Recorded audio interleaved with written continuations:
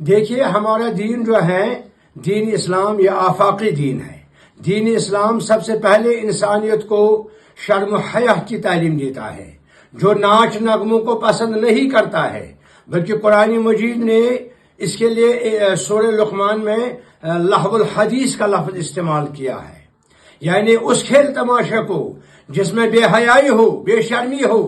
بے غیرتی ہو، اسلام اسے سختی سے منع کرتا ہے۔ البتہ جب ہم کھلے ذہن سے احادیث مبارکہ کا مطالعہ کرتے ہیں تو ہمیں یہ پتہ چلتا ہے کہ اسلام ہمیں کئی خاص موقعوں پر